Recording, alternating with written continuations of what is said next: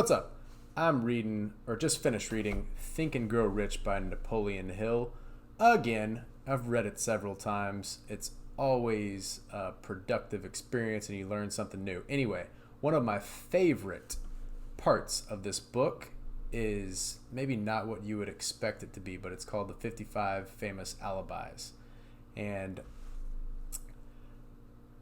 these patterns of thought are a lot of times very subtle and subconscious, and you may not even realize that it's there. A couple of examples would be, I would do blah blah if only I had time for, or if only I had the knowledge, or if it weren't for my wife and kids, or if I already owned a business, or if I didn't have this injury that's holding me back. And just the list goes on and on and on and on and on. And what I mean by subtle is a lot of these patterns can be going on without you even realizing it, which is why going through an exercise like this is so amazing, because you can start to call yourself out on your own bullshit.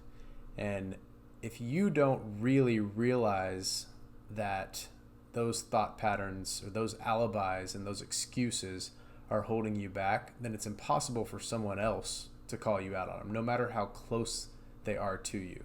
So it may seem a little negative as you're going through, but it's definitely like a come to Jesus moment and a huge wake up call. So just if you look at them and you're really honest, you're going to identify with a whole lot of them. I know I did and I do. And we don't realize that they're actually holding you back until you recognize it and you're made aware of it. So I'm going to list, if you're watching on Facebook, I'm going to list this in a post below. And then if you're watching on YouTube, I will attach a little PDF that you can just kind of read through.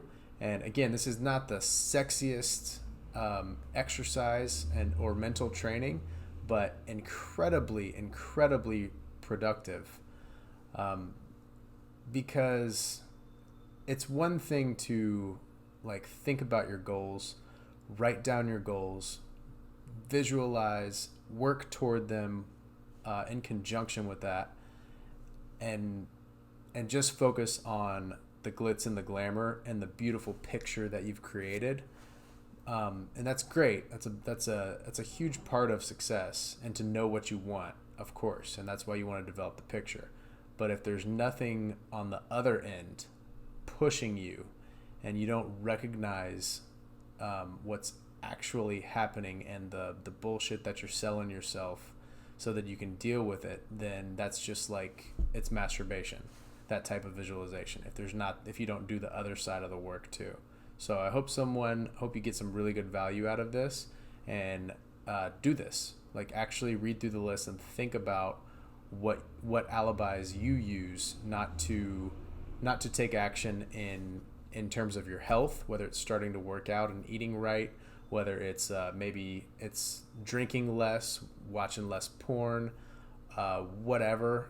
And then your higher goals as well. Obviously, it's very easily applied to finances because that's what the book was written for originally. So yeah, do this exercise. Woo!